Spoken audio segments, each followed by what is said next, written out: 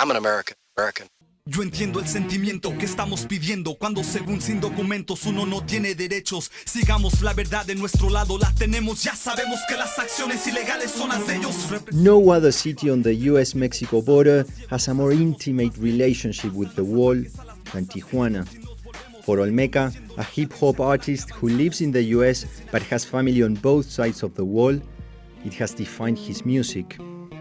Because of my experiences growing up and knowing that my family members, in order to be with me, they're gonna have to cross the border, potentially get arrested. I made the effort not to put borders and restrictions on my music. He has relatives among the estimated 11 million undocumented immigrants who live in the US.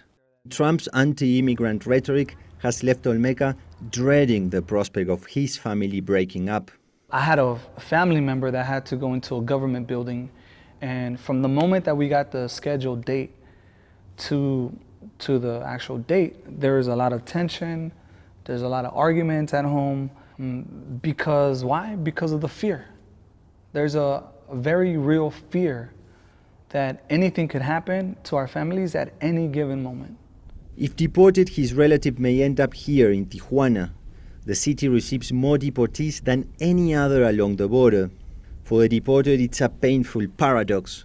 They feel like foreigners in the country they were born in. That's my hood, and we always try to represent as much as possible. So that 530 is just the area code, that's where I'm from.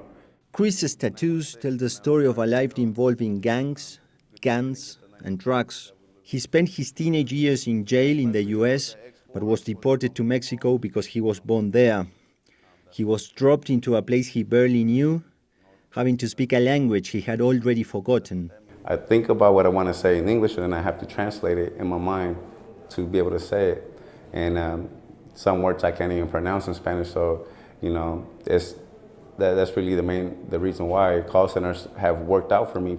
This is a call center in Tijuana, in northern Mexico, and many of the people working here have been deported from the US.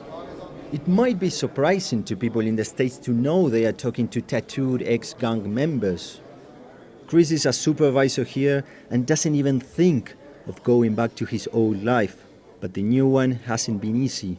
Sometimes people don't even give you that opportunity. They see you and they're like, doesn't know any better. Some stupid little gangster or wannabe or, stupid druggie or an addict or deportee, whatever, however they want to date with you, but that's how they look down on you.